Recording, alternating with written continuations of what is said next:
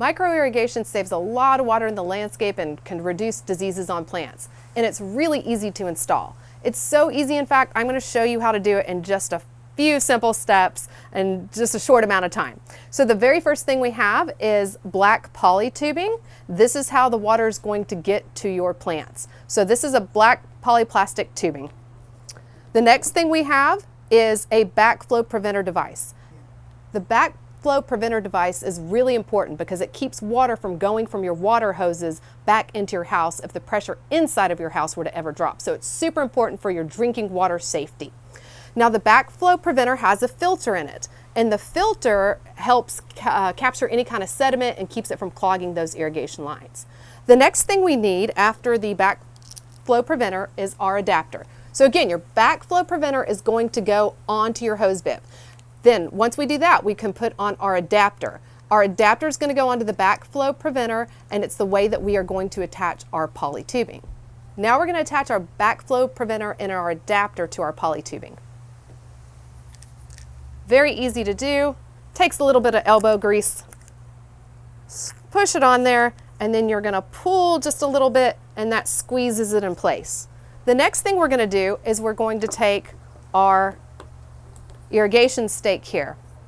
This stake actually has a pressure regulating device, and it's super important because if you have that hose bib cranked up and it pushes the water through and this device is not there, it can actually blow your emitters off, your irrigation heads. So you want to have this pressure regulating device. Before we can actually install this irrigation emitter, we actually have to punch a hole into our poly tubing. So I'm going to go down here to the poly tubing, and I'm going to take and punch a hole in it with this little hole punch.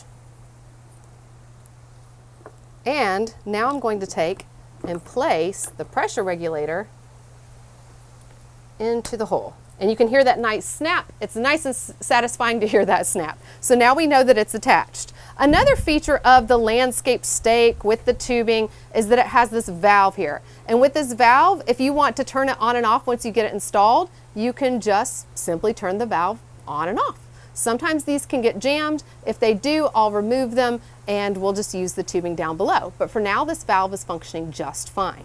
So what I'm going to do is I'm going to put our irrigation head onto the tubing.